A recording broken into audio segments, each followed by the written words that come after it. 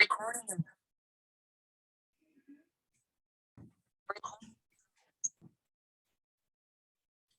right, everybody, we're going to go ahead and get this started. It's 3 o'clock. For those that don't know me, I'm Sergeant Keating with the AFRS 5-6. I hold the position of secretary.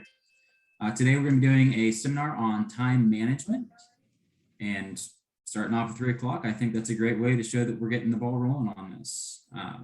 Sergeant Hernandez is going to be giving us his little spiel. He helped throw all this together. So I really appreciate the work that you did behind the scenes to make sure that this came together today.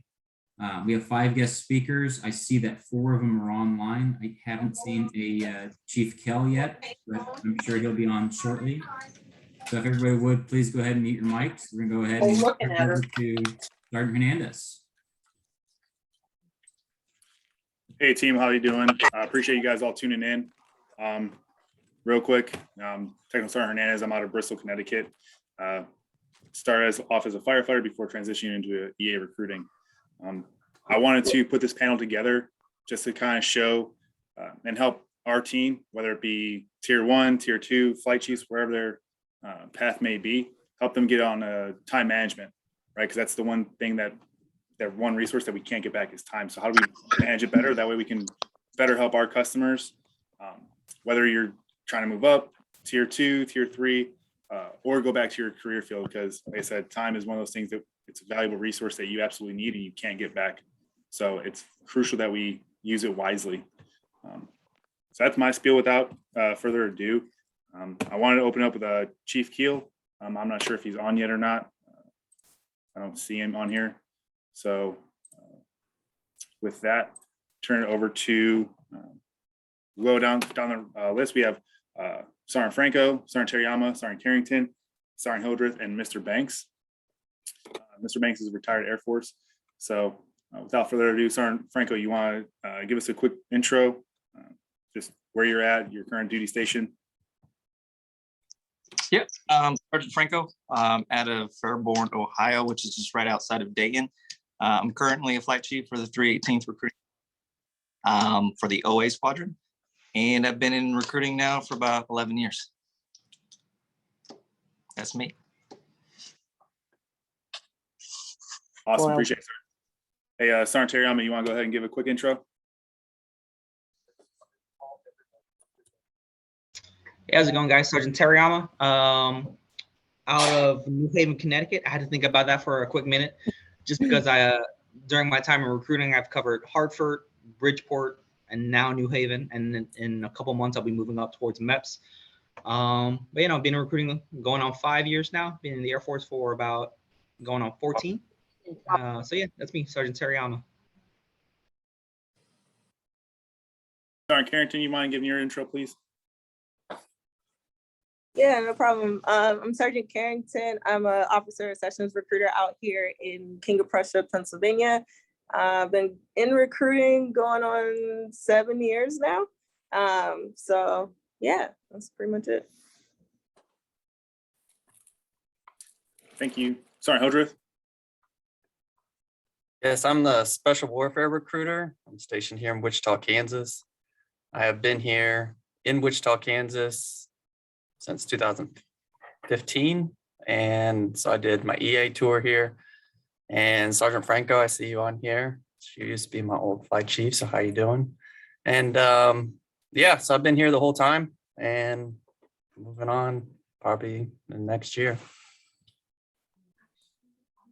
Thank you. Mr. Banks.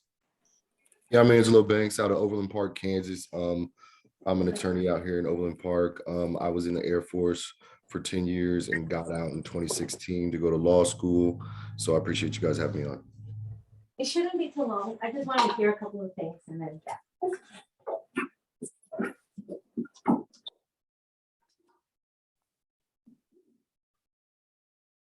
Mike.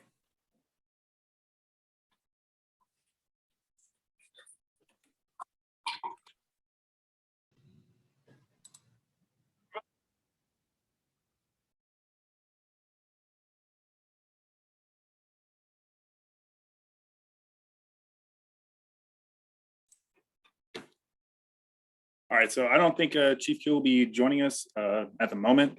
But we'll just go down the list again. Start with Sergeant Franco.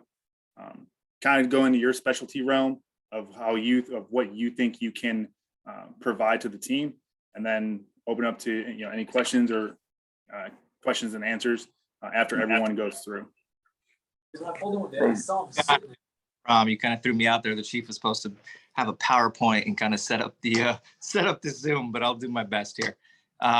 Like I said, I'm a flight chief. So what I was going to be talking a little bit about today is just kind of how I manage my time and how it's worked successfully and actually allowed me to kind of progress in recruiting. But then also bring the aspect of like mill to mill. I come from a mill to mill family. My wife is military, and she's also a recruiter.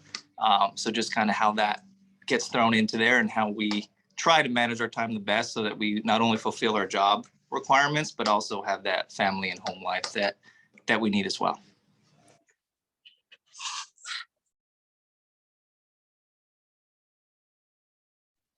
Did you want me to say how I do that?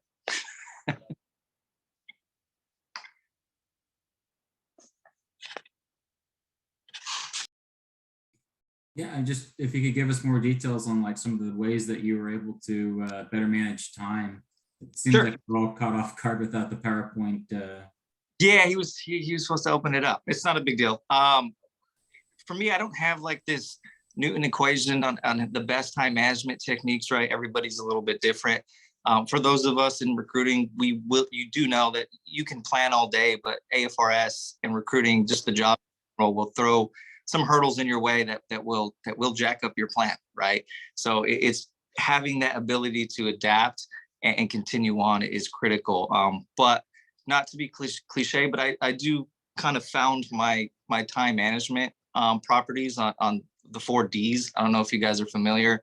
I was taught by a flight chief back in the day, and it's kind of stuck with me. I mean, what I follow by is do, delay, delegate, and delete. What I mean by that is when you do plan your month out, right? And then we do know that we plan the week from the month, and then we plan our days. It's just coming up with a specific priority list on what actually needs to be accomplished in order to complete your mission, right? So that would be the do.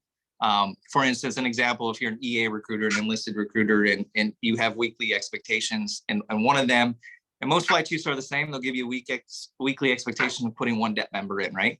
And if you're able to do that, then you don't have to do much of anything else, right? That's the priority. So that would be looking at your week and seeing exactly what you need to do to put 1 DEP member in, right? You may have a lot on your schedule, but is all that going to contribute to you putting that one person in? An example would be you have 2 med reads that you could do that are pretty easy. And if you get those approved, you can get somebody on the floor, right? Those would be somebody or something you would want to tackle first before you tackle something else that it take longer to get somebody in the Air Force, right? So that's the do. Delay, we know in recruiting is reschedule. I think a lot of recruiters and myself, when I first started out, was scared to reschedule items, right? But it's necessary. Like I said, there's going to be things that are thrown at you every day that makes you adjust your plan, and don't be afraid to reschedule something. I do it all the time. I do it daily. If it's not critical, then it can wait and you can reschedule. The next one was delegate. Some of us aren't in positions where you can delegate, but if you can, that's a priority. If there's something that you need to get done, but can be done by somebody else that's maybe less busy or is willing to help, then it doesn't hurt to ask and maybe get that off your plate and onto somebody else's to get done. And then the last one is delete. And that means is get items, or have something planned that again isn't essential to getting the mission done, then maybe reevaluate it and delete it off your plan. Maybe it just doesn't need to be there. It might look pretty there, but does it really need to be there? Sometimes we put stuff on our plans just to fill up time, but if it's not really going to be effective or efficient, then does it really have to be there? So that's kind of what I go off of. What that allows me to do, and my wife is on the line. She's a pro suit for the 338. We have different ideologies when it comes to planning. Our brains do not work the same, right? So whatever works for me does not work for her. And we do kind of go back and forth as far as how we should be doing our jobs. But when it comes down to it, you kind of have to develop what works for you. My goal when I do planning though, is to make sure that I can leave work at work and save home for home. That's my number one priority. I'm a flight chief, and you can ask my wife, I rarely open my computer at home. I know that's kind of taboo in recruiting. I don't. I open my computer at home when I want to or I need to, but for the most part, I don't. And the reason I'm able to do that is by sticking to the philosophy that I described by the do, delay, delegate, and delete. Is if I'm able to accomplish what I need to during the office hours, then that time I have at home should be for at home. And it's critical in my opinion, especially mill to mill and recruiter to recruiter. Yeah. Do you guys have any questions? None heard.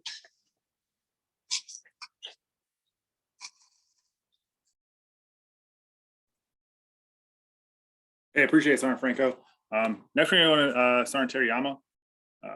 Sir, just for you, I know that your specialty when it comes to time management is without trying to make it seem that you're never at work, because we all know that you know everyone works at their own pace, but it seems like you have it figured out, in my opinion, as I've shadowed you and watched how you work to make the time best work for you. Can you kind of elaborate that and your style and how that's beneficial and how you affect that? Yeah, of course. So the beautiful thing about recruiting is the autonomy that you get, right? As long as you're getting your numbers, that's the biggest thing, right? As long as you're getting your numbers, the autonomy that you get. And for that, the way I've been successful with time management is just identifying what's a priority for me, both professionally and personally, right? I need to figure out what the important things are to me so that I know how to plan out my day or my week or my month accordingly, right? So kind of like Sergeant Franco, family time is huge for me. I want to be home and not worry about the job. And when I'm at work, that's all I'm doing. I'm just jobbing. As soon as I sit in this chair, I'm jobbing it, right? So that being said, the important things for me is that I want to be able to drop my kids off to school, and then I want to be able to pick them up from school, right? On most days, right? Obviously, that can't happen all the time, but on most days, that's how I want it to be. So with that being said, you need to identify what the priorities are for you. And for me, I'm very disciplined in that. As soon as I sit in this chair, I typically have appointments or events lined up back to back to back. I'm the type where I don't like to take a lunch because I want to finish the job and I want to get home as soon as possible, right? I want to get home to see my kids and my wife and spend time with them, because that's the beauty about this job, right? Is that you get to have a lot of time back as long as you invest your work time properly, right? And so when I'm here in the office, I literally have back to back appointments, right? Until it's time for me to leave. And then once I'm done, as long as I completed all my admin and everything I need to do for the day, I'm typically not looking at my work phone for the rest of the day, unless I know there's something that I should be looking at. Maybe I'll peek at it sometime during the night, but I'm typically not on it because I keep my family time very special, and I want to make sure that as much as effort I give the job, I give that effort back home as well, right? So how I break that down is obviously, once again, figuring out what's important to me. What do I need to do to complete the job? How many appointments do I need to complete throughout the week? Figuring out my statistics, on how many appointments does it typically take me to get one person up to MEPS? How long does it typically take me to get an applicant up to MEPS? Whether it's 1 week, 2 weeks, a few days, right? It just depends on the applicant. Because recruiting comes down to a couple of things, right? It's having good customer service, right? It's being able to sell the applicant on the Air Force, and it comes down to luck as well, right? We all know right now with how recruiting is going, it's pretty tough. So we're relying on a lot of luck right now. But as long as you can prioritize what's important to you, both professionally and personally, then I think you should be able to have decent time management on your hands. And so that's my spiel on time management. What about any questions for me? Nope. I'm just a little bit curious where you're getting all this good luck and this good fortune.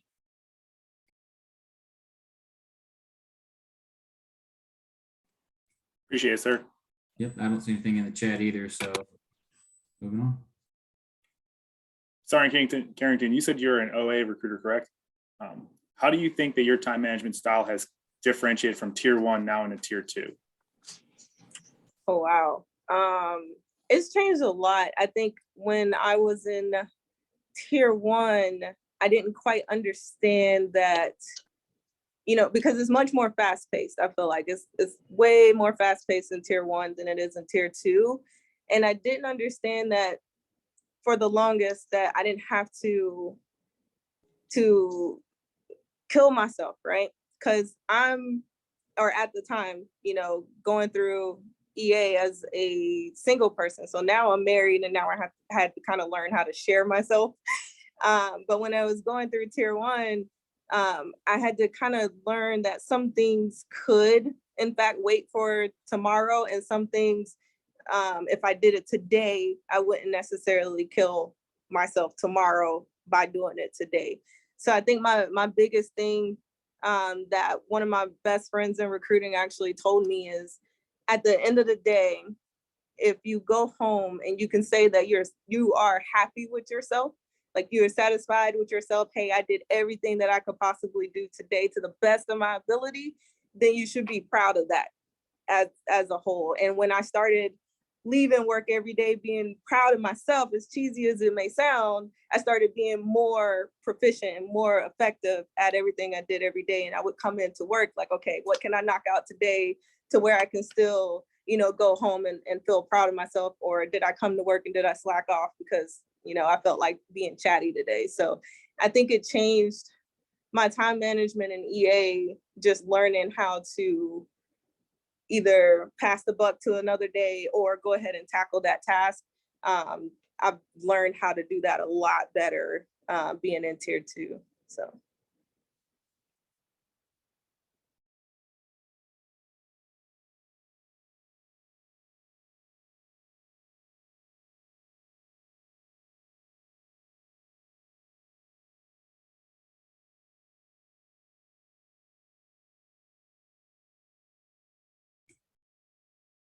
Does anybody have any questions for? Hello. Can I ask a question? Yeah, go ahead. Hi, I'm Sergeant Mesa Orozco from the 362nd Recruiting Squadron in Chula Vista, California, San Diego, best place ever. For all you leaders and tier 2 recruiters or flight chiefs especially, what are the indicators that you have seen where you come across a recruiter that for a fact this is not something for them, even though they might be good at their job, they might be doing what they're doing, they might be hitting those training marks, and they're doing the job, but like, what are the identifiers that you can say, you know what, you're good, but this might not be for you in the long term?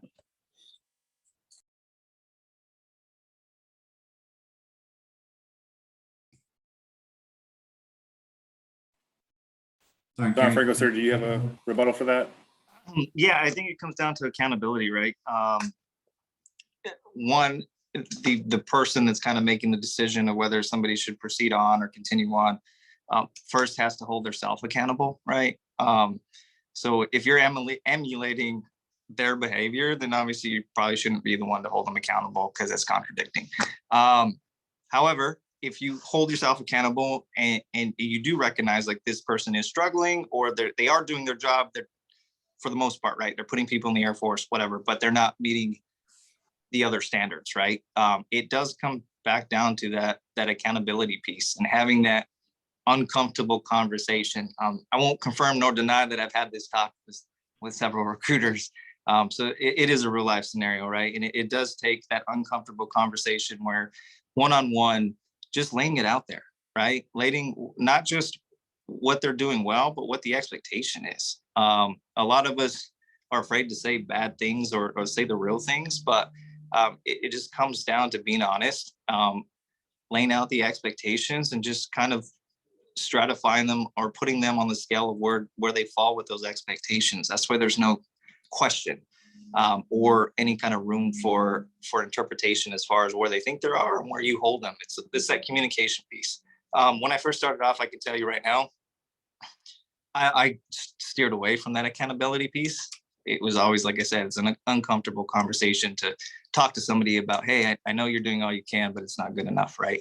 And it's uncomfortable, but it is those conversations that you have to have for the better of the Air Force, but also for them to develop into a future leader as well. But that's my piece. Sergeant Hill just looks like he wants something to say. I see him. For me, like EA was a struggle, and I was planning on returning to force, and then I kind of got picked up to go to special warfare, and through that process, they put us through the ringer for a little while to try to see what special warfare was all about and what applicants and candidates actually went through when they're down there. And my attitude was horrible. I was just like, I'm a recruiter. This is stupid. I shouldn't be here. I don't want to be here. And I don't know why I'm at 3 o'clock in the morning with the ruck on my back, rucking.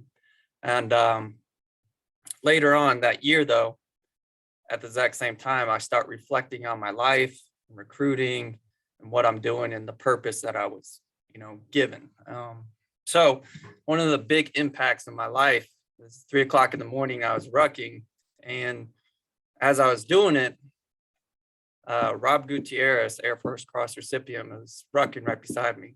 And when I go through that and I look back, some of these are my highlights of my Air Force career, doing water con or doing some of these other things like a mud pit, where at the moment it's horrible, but at the exact same time, I look back and I was like, throughout my whole Air Force career, this is the type of stuff that I will look back and say, hey, what I do is what matters, and who I do it with is impactful. So for me, going through the process, sometimes your attitude and your perspective will change over time. So just because you're not good at one thing doesn't mean you'll be, horrible at something. But at the same time, attitude, effort, and how consistent you are can bring the best out of you. And that's what I've kind of learned over the years. And then not only what you do, but how you help others. So for my time management in special warfare, it's not realistically like, what can you do for me? It's how I can help others. So my main people I work with is the EA. So I work with EA all the time. I'm like, hey, what events you got? What can I do? How can I help? And the common goal is, one, let's build your depth as big as possible. And then at the exact same time, let's see if we can get the right person to go special warfare. And that's been kind of my philosophy when I go through this process, and helping people make an informed, educated decision. So every Monday I would get in my office and I'd be like, all right, today I am preparing for a pass test that happens on Wednesday. So I call the people, I let all the EA, hey, this is what's going on. So I'm keeping everybody informed. And the reason why is so when it does come test day, I know who's going to be there, what they're doing, like the accountability piece is taken care of. So the more preparation you have, the less anxiety you have, things of that nature will give you a better product on the outside. So I work with EA all the time. With home and balance, like last year I covered 5 states. So my family life, I was TDY almost every single week. So my family life kind of suffered, but at the exact same time, there's a chief that said, sometimes in recruiting, you have to understand that it's like it might be an 80-20, and then, later on the next quarter or whatever, it might be your family 80-20 type thing. So it's a balance. You have to understand the balance, but if you got to, one, do your job, at the exact same time, you got to take care of your family, because if you don't, they're not going to be there. So understanding where you are, constant communication with like applicants or family members or EA or whoever you find it to be a mentor is what I find for time management. It's not realistically that we come in 9 to 5. It's like, how productive can you be with your time? And then, as they mentioned before, the autonomy that we have, we can balance home life, we can balance things. And sometimes you might have to tell that spouse or significant other, be like, hey, this quarter is going to be bad and I might have to do a little bit more work, but I'm going to do what I can do so I can make sure that we can schedule a trip or whatever we need to do to be successful. So, I mean, to answer some of those questions, like it's a balance between kind of what you want. I think sometimes in recruiting, we kind of chase like being a gold badge, or just because that's in our heads sometimes realistic. Like a lot of the people on the panels are blue suiters, but realistically, I don't think a lot of people like, hey, I'm going to be a blue suitor this year. Some of that is luck, like they said, and some of it's just being at the right place, the right time. From what I noticed, lots of times in recruiting, when there's a need and you're able to fill that need, and if your flight's only 50%, you're able to take over some of those responsibilities and help out the best you can and show that how much success you have. I think those are the things that kind of really help people. But being a good teammate, if you're all successful, we're successful type thing. That's what I try to do, is just try to work together as a team. So that's my take on it. Awesome. Appreciate it, sir. Does anyone have any questions for Sergeant Hildreth? All right, we'll keep it moving. Sergeant Banks, sir, how do you think from the military aspect to recruiting and then transitioning into the civilian side and opening up your own law firm, going through law school, how do you think time management differentiated from production to now focusing solely on you and your goals? So it's the same. I've always done it the same because I'm a list guy, and I think that seeing what you need to do every day in 3 different ways is a great thing, because it's a constant reminder, and therefore you cannot, if you do that, you should not forget even the things that you have to do that may not be very important at that time.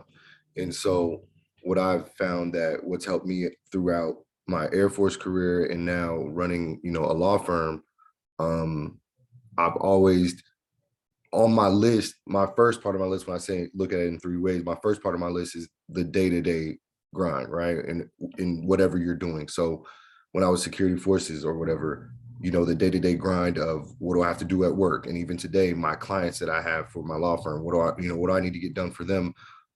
That's going to make it a successful day. And then number 2, I think everybody's touched on a little bit, the family aspect, right? Like, okay, what can I do? What do I need to do to make sure that I have 2 sons and I'm a full-time dad? What practices do they have today? I have to take them to school. I have to pick them up from school, and whatever else they have to do, parent-teacher conferences, all that type of stuff. So I have to make sure that I have that lined up for the day.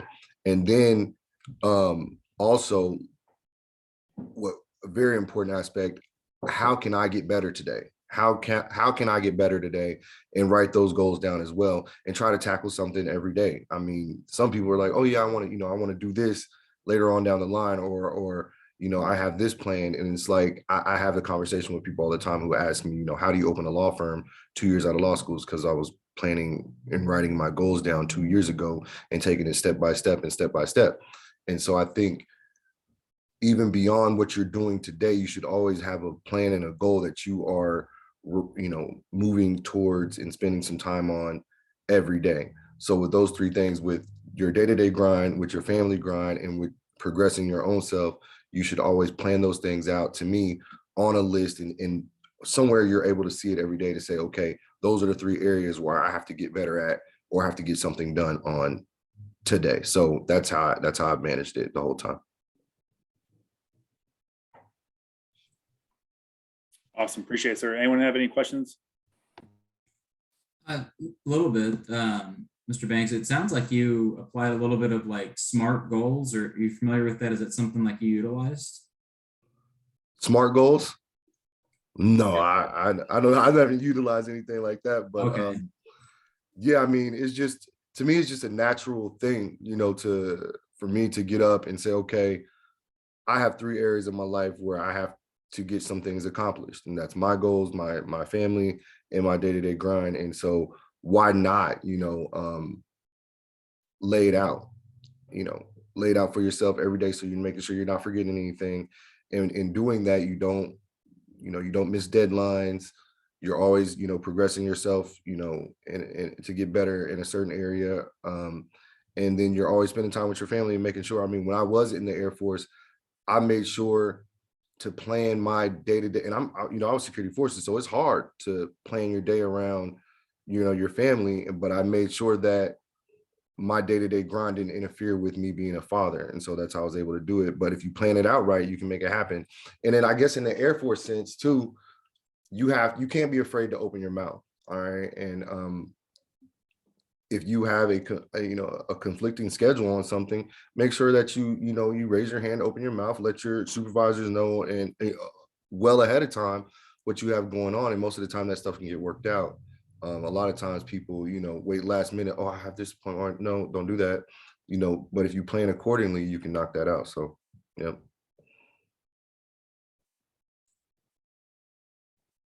Awesome. Appreciate it, sir. And if I'm not mistaken, you were a member of the 12 Outstanding Airmen of the Year, correct? Correct. Yes, sir. That's awesome. Yep. Does anyone have any further questions for Mr. Banks? I don't see anything in the chat. Awesome. Well, we'll move on to another member of the 12 Outstanding Airmen of the Year, Chief Master Sergeant Keel. Sir, the floor is yours. If you don't mind giving us a quick intro of yourself and roll on into your slides.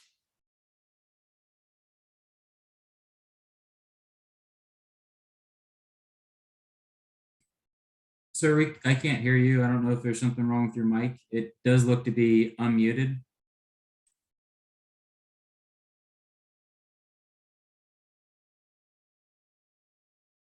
How about me, Chief? Can you hear me?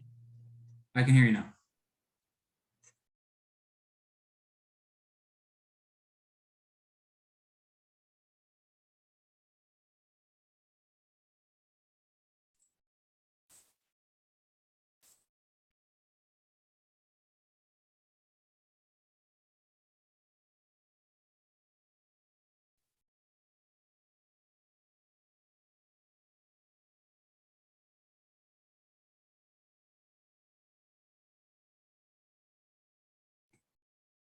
All right, understood. He's gonna log in from another device. So while we wait for that, Sergeant Hernandez, did you have anything else while we wait? Not from our guest speakers. I guess, does anyone have any legal questions for Sergeant Banks while he's here, or for Mr. Banks? Shoot them out. I'm a family law attorney out of Kansas City. I do Missouri and Kansas, but I mean, if you got any family law questions, shoot them my way. But I know that's not what this is for. But hey, we got time. I have a question. Okay. Go ahead. So my wife wants to go to law school. So Okay. And there's not really any law school in Kansas. So where'd you go to school? Yeah, so in Kansas, I think it's KU. That's KU Washburn. Yeah, yeah, in Washburn, of course. But for me, I went to UMKC. So are you familiar with Kansas? Overland Park is Kansas City pretty much. Yeah, my brother lives there. Yep. I live right here in Overland Park, and UMKC is right down the road. I went there. It's a smaller school, but it's a great school. It's kind of like for law school purposes, it'd be almost like a community college because the classrooms are smaller. You get more direct interaction with your professors and everything like that. So it was great for us. And UMKC has more interaction with the city in a whole. So you get those connections and get to network with attorneys out here in the metro area, and prosecutor's office and all types of stuff for Jackson County. So UMKC for me, not just because it's my school, I think it's the best bet for anybody in this area to go to a law school.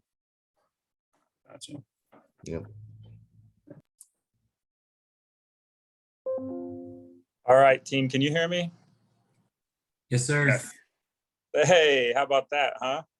Man, that is crazy. I was telling Sergeant Hernandez, I've been having the craziest I feel like an old guy right now, not being able to work technology or something. So I apologize for being the boomer in the room over here. But hey, I'm Chief AJ Keel. I just sent Angelo a side note, man. Just so proud of you, man. Like, just amazing to transition, defender, fellow badge wearer. And I just think that's super inspirational what you're doing, Mr. Banks. I just think that's great. And so, yeah, just keep doing what you're doing. So anyway, I'm going to try to, so I'm on my cell phone here where you guys can hear me, but I'm going to share my screen over here on this other thing.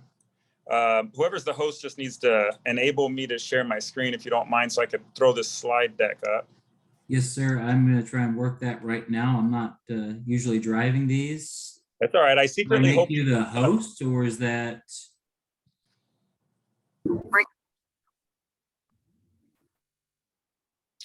All right. And if not, that is cool too. Is somebody more savvy that knows how? Do I have to make him the host in order to allow him to screen share? I'm secretly happy you can't figure it out since I've already screwed up the technology, you know? So this is great. We'll figure it out. Let's see. What he's telling me, co-host. Unless if you wanted to throw my slides up, I think Sergeant Hernandez probably has them. If somebody wants to just throw them up, that's cool too. I don't, either way. Or I'll just roll into it without slides up. I just figured you guys like visuals.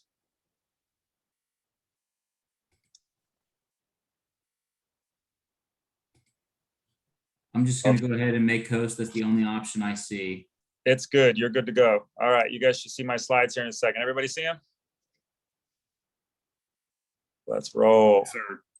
All right. Let's see how this goes, huh? All right. Sweet. Well, here we go. Anyway, so I'm AJ Keel. I'm currently the fire chief down at up at Dover Air Force Base. I am sitting senior enlisted leader there in CE. My background is all fire, except I did a stint for 2 years doing the innovation gig back when it was called AFSO 21 transition. So that's, everybody can see me. Can I just get nods if you can hear me?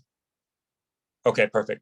So that's me in a nutshell. Been in 18 years, new chief, just put on chief, and just having a good time. And so time management is something that is, I think, was something that helped me be successful, at least in the Air Force, right? At least as a big A airman. And so what I did a few years back is I put together this brief. I've consolidated it and kind of morphed it a little bit, but I felt like this was something that you can take quick nuggets from when it comes to time management.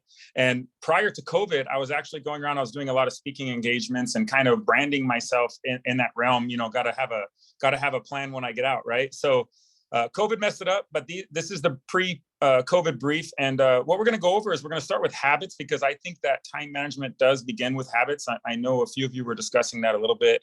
We're gonna go into habits, and then you might see some familiar things, some familiar books or some familiar methodologies. But then I'll go into also a little bit on the outlook piece, because as we get more and more tethered to the freaking computer, right? We're less and less doing that analog leadership and being face to face. So if we're gonna be tethered, how do we make it to where we're opening up that bandwidth and having more time for the troops, right? Away from the computer. So I talk a little bit about how I go through my Outlook. If you've emailed me, you'll get an auto reply that tells you I'll get to you when I get to you, right? So it's pretty cool. And it's all about that, making time for what really is important. If everything's important, then nothing's important, right? So pending any questions, I was given about 20 minutes. I'll kind of go through this here. So first things first, it is all about habits, like I said. What was interesting in my research was that I looked at, and it took 62 days for a habit to fully form, meaning, you know, kind of a part of your everyday life. And for those of you that have made New Year's resolutions, you know what I mean, right? You're like, you know, the gym sucks. If you're not doing anything and you go to the gym, those first 2 weeks, right, 3 weeks are brutal. But for any of you who work out consistently, you understand that it gets to a point where you can't live without it, right? And if you don't go to the gym, you feel off, whatever it may be. That's because you form that habit. 40% of our actions in life are due to habits. Just let that sink in for a second. If 40% of what we do is a habit, then wouldn't it make sense to rid ourselves of the bad ones? I would say so. And so looking in the mirror, what I would test you guys and encourage you guys to do is select a habit that you seek, just one thing, and see if you can do it for 62 days. And if you can, you will notice that it'll be woven into your everyday life and a part of that 40% in a positive way. I think that that's helped me a lot. This is all mental. If you believe that you can do it, just like anything, you can. And remember that small wins matter. You don't have to beat yourself up if you, it's not an all or nothing mentality, right? Let's say you're doing it, you're on day 31, and then you mess it up. Go to day 32, right? You're good. It reminds me of that. Have you guys heard of that 75 hard challenge or whatever it was, where you got to drink like a gallon of water every day, 2 workouts, read 10 pages of book, whatever it was? I tried that. And I failed like 4 or 5 different times, but I still got to 75, even with multiple failures. It doesn't have to be all or nothing. So when we talk about habits, let's look at what I think through all the, I'm kind of a nerd with books, and I've been reading just book after book, trying to extract the best habits of the most successful people. And this is corporate America and military. Some of these things you see on here might come from a former chief master in the Air Force. It might come from a CEO in corporate America. It might come from Warren Buffett. But these are the 13 things, and I won't go over every single one of them, but I really believe that these will all open up gaps in time so you can focus on what is most important. Some of the ones I do want to highlight, though, as I kind of move this around, forgive me, is saying no. And I know you're like, all right, Chief, yeah, easy for you to say, right? But what can you say no in your personal life? And then what can you say no to in your personal life? Because there's a big power in that word. So to illustrate, one of the things that I was just mentioning earlier that I did was that auto reply. I actually learned it from Tim Ferriss, if you've ever read Tribe of Mentors or the 4-Hour Work Week. And he said that there's a big power in just telling people, setting expectations early on, hey, my time, right? My time is valuable, so I can better serve you. And so I'm not going to be able to get to my email for 48 hours. If it's really urgent, you can text me. It's all good. And believe it or not, that is more and more becoming a part of regular life. So learning to focus on what matters by the power of no. So something to think about. We know about failing forward, right? Looking at your circle, not making excuses and things like that. But another one that I want to kind of discuss here is the reading. So busy is a decision, right? And I think Mr. Banks probably backed me on this. Self-education opens up the idea that time is more and more important in your life. And I'll get to that a little bit later, but that is huge. The timelines, so don't redraw the line in the sand, right? When you set timelines for yourself, when you set up a goal, guys, not only does it need to be visual, right? But you have to have all those milestones, and you kind of have to have those time hacks, because if you don't hold yourself the same as you would hold troops accountable, or your subordinates, if you're in the civilian world, then you're going to fail at that. So these are just for you. I'll give you these slides, no problem. If any of these habits might help you, I really believe that these are the ones that lead to better time management, if that makes sense. It's a catalyst for time management, right? So that's then. And then if you want to start somewhere, start with one of the most famous books here of the 7 habits of the highly effective people, right? So being proactive, beginning with the end in mind, seeking first to understand and then be understood, sharpening the saw. These habits have become a part of my life, and they're things that I think about before I do anything, so I know that my time is best being utilized. So great book if you haven't already. All right, let's get into time, and let's get into the big one here, email. How many of you guys, and I can only see a few of you, so hopefully the ones I see will raise their hand. Raise your hand if email is a giant pain in your ass. Nobody? It's a pain in mine. I mean, thank you, Tech Sergeant Pauna, raising hands over here. I appreciate it. It is a pain in my ass, right? It's a disruption to what I like to call my make time, okay? Thank you, Sergeant Turner, I see you.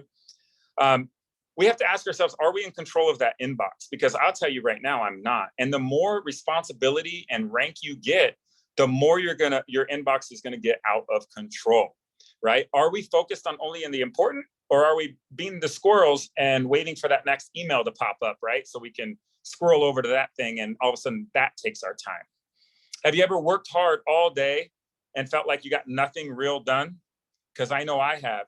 And that is a part of this disruption to make time. And we're going to go into my make time schedule here on the next slide. Finally, multitasking. If you're doing that, you're hurting yourself. There's a book called The One Thing that's really good about kind of narrowing that in. So to that end, on email, I check my email twice a day. Is there some wiggle room there? Yes, because if your boss emails you, hopefully you get to it, right? But what I noticed is that if I'm tethered to it all day, I'm not managing my time at all. The time, it's managing me, right? If that makes sense. And so you could do this however it works for you, but for somehow over time, for those of you, I'm sure there's people here that have been in at least 8 years, 10 years. Just look back 3 years ago, 6 years ago, and 9 years ago. Have we got more or less tethered to the email? I would say more. Whether it's CBTs or whatever it may be, I feel like we're more and more tethered over time, and that plate is overflowing, right? So we got to focus on impact. So that's kind of like the 3-part here. So let's go into my make time schedule. And again, this is just AJ Keel, right? I'm not always, I'm not right on everything, but I just am offering these things to you in case you can get something from it. So on Mondays, what I do is I have that energy from the weekend, right? I'm amped up because I got to refresh a little bit. That's true. So Tech Sergeant Pauna, she just said, yeah, now we have email on our phones, right? And so we're even more tethered. I do not have email on my phone. I told my boss I'm not going to put it on my phone because I don't want it on my phone. I don't want you to be able to email me and expect something COB, you know? So I schedule low demand tasks on Mondays, okay? I set all my goals. I plan and I organize that week. That is so important. And part of planning that week, and here's the big thing I want to foot stomp here. I block out time Tuesday and Wednesday between 8 a.m. and lunch. And that's my make time. You'll see that right there on Tuesday and Wednesday. That is when you have your peak energy. And that is when you need to be focused on that biggest, ugliest frog that you don't want to do, but you know, you've been kicking it down the road. You know, you need to do it because it'll help your organization or your teammates. That's when that happens. Tuesday and Wednesday. And then Thursday, I'm starting to ebb, right? It's like, hey, weekend's almost here, man.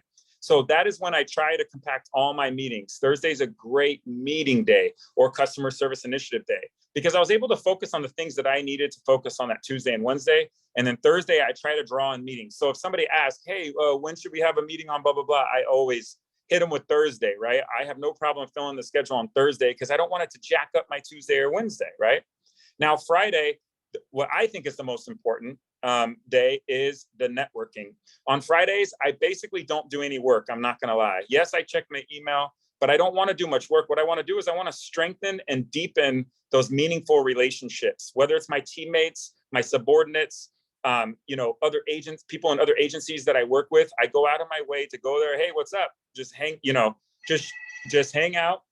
Sorry about that. Just hang out and just establish and strengthen those relationships. So does anybody have any questions on the make time schedule? I usually get a couple. I just want to make sure if there's anything out there, let me know. Don't mind the phone ringing. See, time's important. This is the priority, right? All right, we're gonna move on. You may have seen this quad chart. This is something, if you're trying to get control of your time, this is something that I put up on the board when I was over at Spangdahlem Air Base. And I put this big and up on the board as a reminder of where my time is going. So these 4 quadrants of time were made famous by Stephen Covey and the Franklin Covey Foundation. And it's just a real good way to kind of begin getting control of your time and making your own make time schedule. So you can see quadrant 1, those are those important and urgent. You can kind of see it there on the top, right? So the things that are urgent and important, yes, they're going to get done, right? But that is not where you want to always be. You want to be in Q2. So we have a joke kind of at the fire department. People like to mess with me too. Hey, Chief, I'm in Q2, man. You know, they're excited because they've opened up that time for the things that they know is going to have the biggest impact. And then, of course, Q1 happens, right? When the boss needs something, COB or whatever, and now you're stuck in Q1. But if you kind of know where your time is going, you'll be able to narrow things in. Q3 are those things that are urgent and not important. So that is that email that pops up. That's not important. You can even take email notifications off of your Outlook if you want. I highly encourage that because I'm sure you guys know what I mean, right? It goes ding, and then all of a sudden, whatever you were doing, now you're doing that thing. And you just start to multitask and not even know it. And then finally, quadrant 4, Q4 is not urgent and not important, right? So, you know, look, I like to hang. I don't really play video games, but video games are cool. But just understand that, you know, someone out there is in Q2, you know what I mean? And if you really want to get after those goals and you really want to prioritize time, try your best to get into Q2. Does anyone have any questions on the 4 quadrants of time? And Tech Sergeant Pauna, I know you have your hand up. Did you have a question or was that earlier? No, so that was earlier when I no. just raised my hand. All right. Well, hey, I appreciate it. So that's the 4 quadrants of time. All right. Kind of a good way to start. So when we're talking about emails, right? And you can see I'm on purpose focused on email because it is the biggest way to destroy your time. Think about using the quick steps. It's up there on the top. I have a whole nother class on Outlook management. But to not get too far in the weeds, basically, you can go through your emails, you're cycling through, and with one click, you can have multiple things happening. I'm sure you guys kind of understand the basics of maybe some of the Outlook rules. But when I check my email, remember, it's that twice a day. All I'm doing with the reading pane is I'm clicking action urgent, action when possible, waiting on a response, archive, or read later. That's it. And so something to think about with that, and you'll see it there. Those are the 3 folders. I know a lot of y'all out there got a million PST folders on that left side, right? This narrows this down to just 3. Because one thing with the PST folders is, have you ever had a problem finding like what you're looking for? You're like, what folder did I put that in? This allows everything to be archived by Convo. It gets automatically prioritized in my action folder, or read is for those things that I'm going to read later. Now, read is really important because, there's a lot of important regulations that come through in the recruiting business. I'm sure there's all kinds of things that you should be reading, but when we're busy all day, we kind of put it off on the side. So this kind of allows me to have reading material for the weekend. And then the action is automatic. It goes action urgent and action when possible and waiting on a response. And so in the morning, when I open my Outlook, it does not go to my inbox. It goes to my action folder right away. And I know that there's only 2 or 3 things that I know will have the biggest bang. And that if I leave at the end of the day and I get those things done, I know that I was successful for that day. And that is huge in a world of hundreds of emails. So that's kind of like the basics of that. In order to do it, if it's something you're interested in, just have your reading pane open. Reply during checks if it takes 2 minutes or less. That's kind of so when you're doing your emails, if it's going to be over 2 minutes, throw it in an action. If it's going to be under 2 minutes, go ahead and give that reply. That way people like Peter down here isn't waiting on me for forever, right? He gets a quick reply. Setting your start option to always open in that action folder, and then try to remember the 4Ds model. So a good time management hack here is you're going to delete it, you're going to do it, you'll delegate it, or you're going to defer it, right? Deferring, of course, moving it to that action folder. All right. So the 4Ds, another time management hack there that has been really great in my life. And I hope it's good for you. So focusing on impact, if you want to start with the basics on how to kind of see things move and within your time, you have those 4 quadrants of time. And then you also can consider the do, doing, done board. So this is something that I've been doing for many years. I actually moved this kind of over into Teams a little bit, if I'm being honest now. But with sticky notes, you can literally just put do, doing, and done, and you write down each task or project or whatever, and you can watch it move.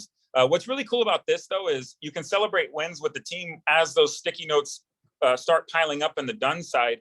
Back at my old fire department, we used to have it like going on the ceiling and all around the room. It was really cool because, especially when it comes EPR season or whatever, right? You can kind of see all the cool things that you guys have done, and that's really something to celebrate.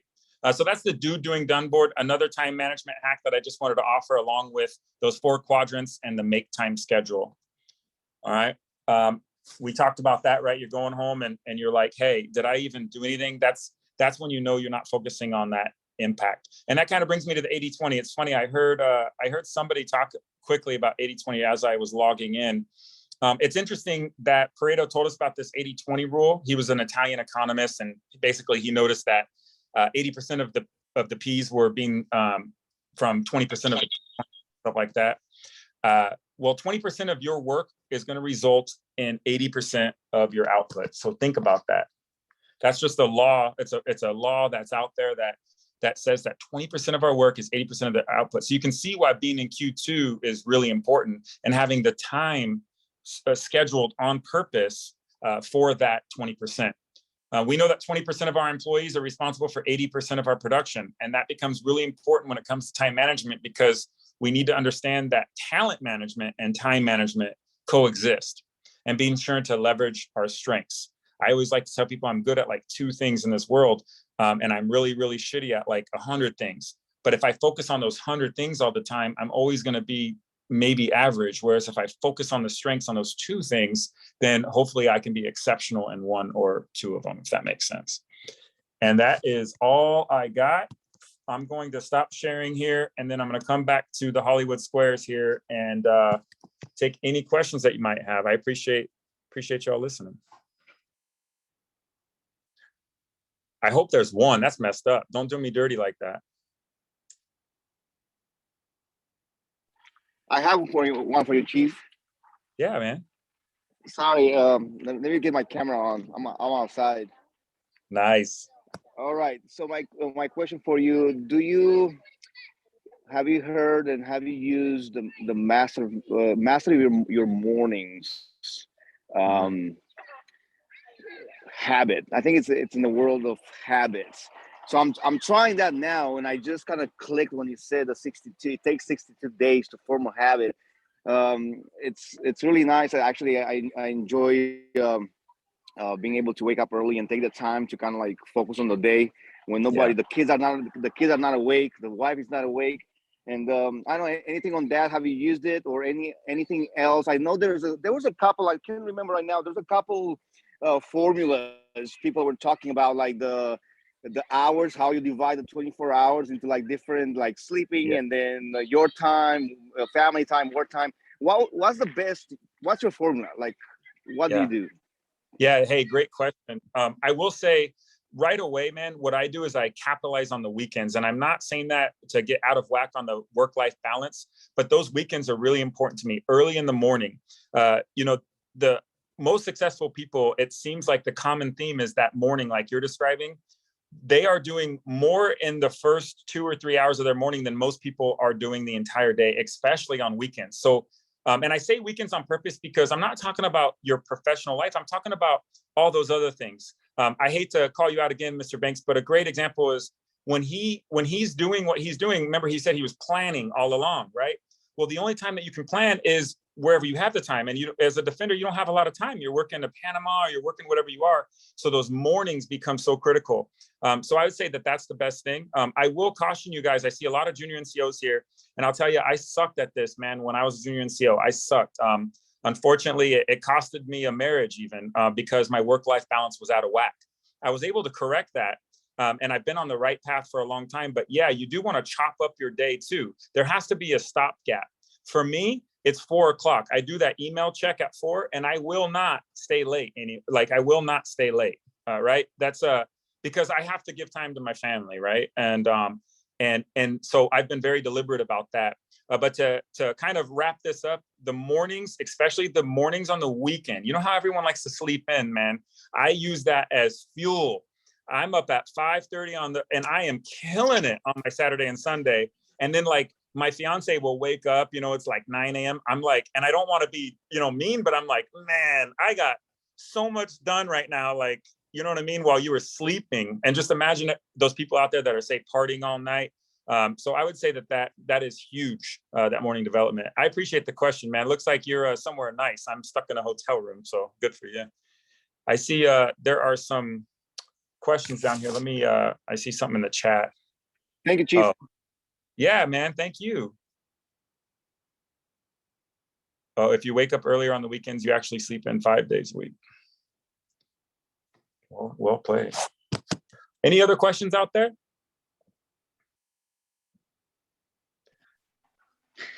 Chief, I just want to say thank you. This is just gold. It really is. And I would definitely be interested in sitting in for your Outlook management class for sure. But I really loved how you came in and you were talking about habits and how it takes 62 days to develop that habit. But I wanted to ask actually the entire panel, did you used to have any bad habits? And if so, like in regards to time management, and what were you able to do how did you beat it? Yeah, great question. And I'll answer that, but I'd like to, like you said, let's ask the entire group here if anyone wants to chime in on that one first. Does anybody have any bad habits out there that they were able to beat? And if so, how did they do it? Yeah, I can chime in on that. To be honest with you, still to this day, I don't know if it's a habit that I want to get rid of at this point, but it's a bad habit that with the other guy mornings. I'm not a morning person, and it's hard for me to wake up. I'll be honest with you. And it's sometimes I look back on, I'm like, how do you say that? When you're running a whole business and you've done some of the things that you've done. Well, if you're going to have a bad habit, that's just hard to get rid of, such as waking up. I can't force myself to wake up at 5. I know people say 5 a.m. No. And so what I've done is you have to understand yourself as well. You know what I mean? You have to understand your body and your mind, and you have to, if I'm not a morning person, then what am I? I'm a night person. So I have to drag my time out maybe a little bit more in the day than other people do. That means, okay, if I'm not going to get started at 5 a.m., then okay, when the kids go to bed at 9:30, then you got to stretch your day out a little bit longer. And I'm fine with that. So you kind of got to build around who you are and what you want to do. Now, if you can break the habit, do that. And find ways to do that. But if it's just something that's ingrained in you and something that you just can't tackle, I mean, I've been trying this since I was probably 15, 16 I can't tackle it. I'm not waking up. And so I've learned to say, okay, you are a night person though, Angelo. I can work 12 to 1 in the morning. So I mean, I don't, but I can if need be.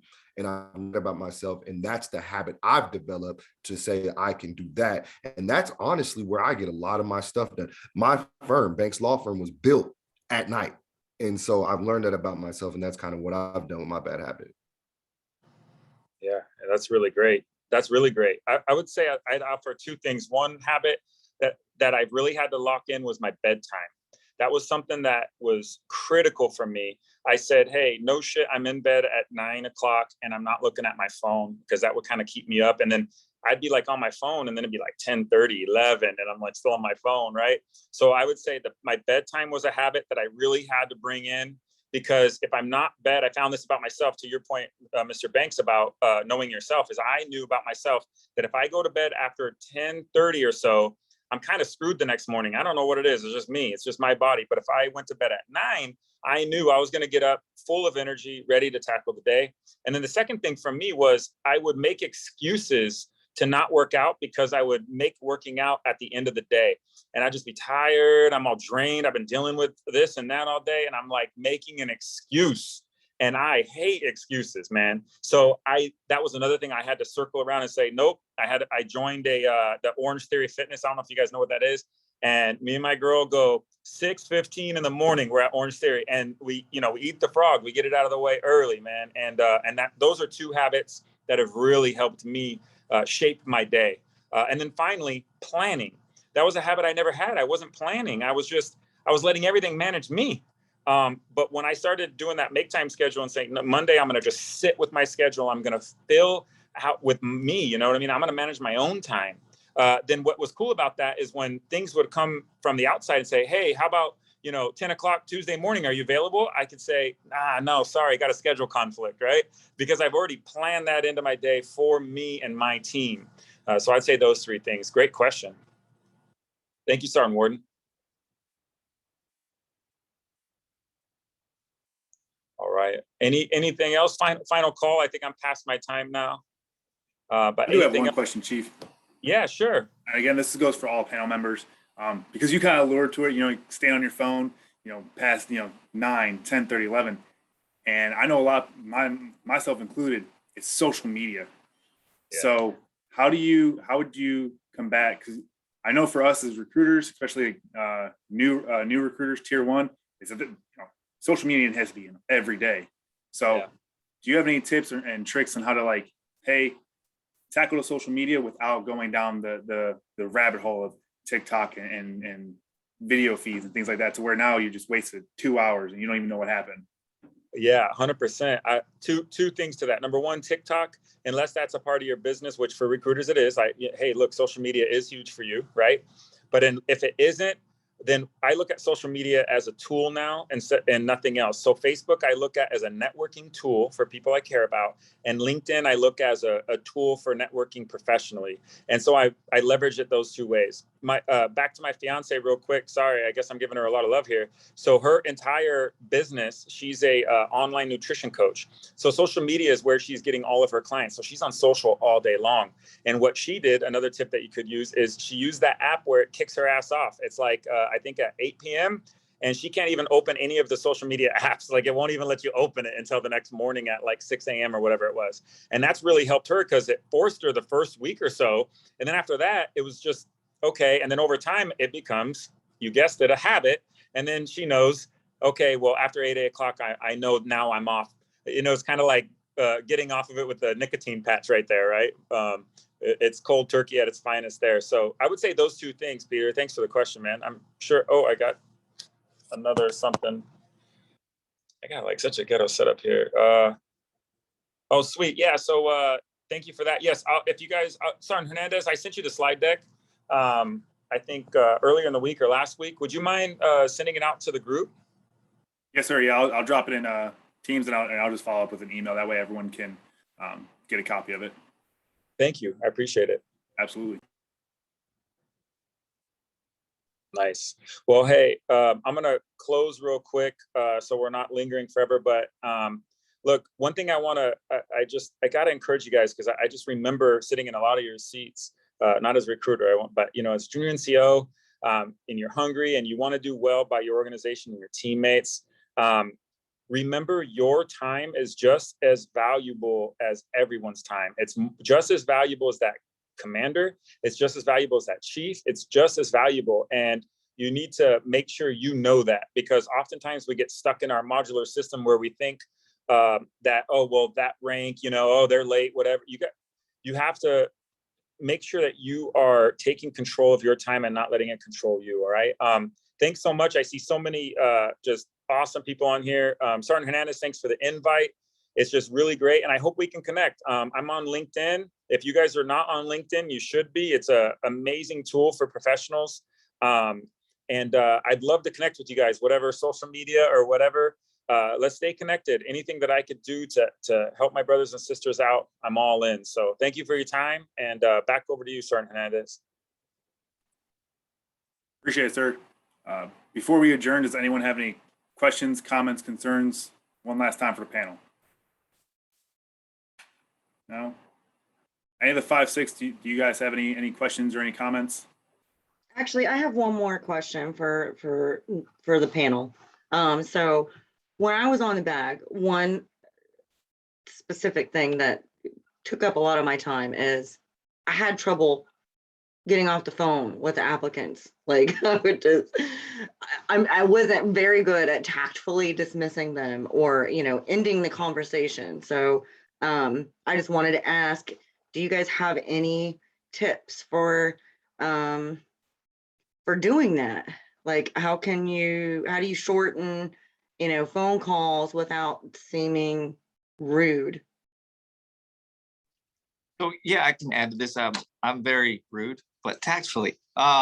So, and it's being honest, and I like to, especially now, and when I'm dealing with my recruiters or with applicants, is one of the first sentences that comes out of my mouth is basically, you know, we got 10 minutes, you know, I'd like to discuss this and this. Now, if we do run over 10 minutes, you know, if you don't mind, I'd like to reschedule you to follow up and continue the conversation. It's just setting the expectation, right? Because like you said, sometimes those conversations can evolve to huge time wasters. So I think if you lay down the groundwork and establish the expectation of what that conversation is going to be about and how long you're expected to talk to about, but giving them the comfort knowing that, hey, if we don't get everything accomplished in this 10, 15 minutes we have, we'll schedule and we'll follow up and we'll get it completed. So it's not rude. It's actually saves them the time in the long run, because sometimes recruiters are type A personalities and a lot of us like to talk, right? So you'll be surprised, a lot of the applicants themselves feel like you're wasting their time as well, right? So most of them are grateful that you set the expectation and they know exactly what the agenda is for the call.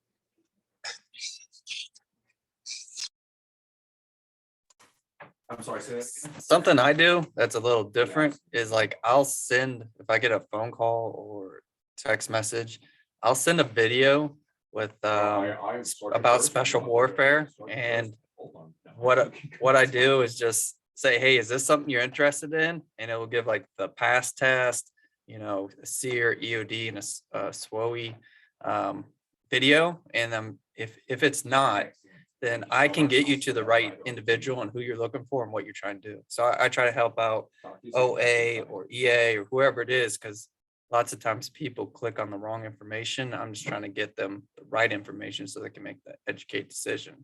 And if they're not, you know, people are like, hey, I want to be a pilot. It's like, all right, do you have your bachelor's degree? If not, that's okay.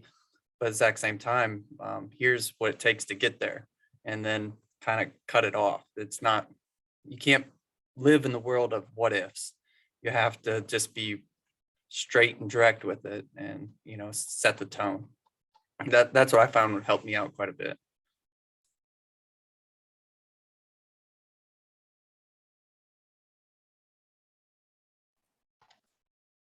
I just wanted to thank you again, the entire panel.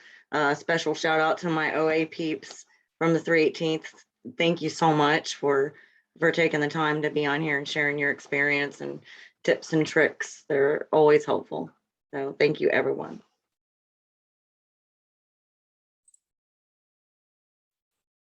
Any last comments before we close up shop?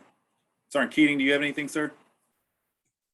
No, I think that concludes everything. I appreciate everybody for attending our fantastic panel. You guys offered a lot of really great information.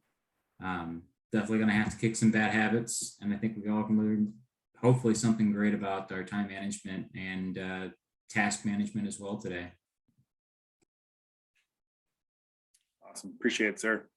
Where is this going to be uploaded at after it's finished recording?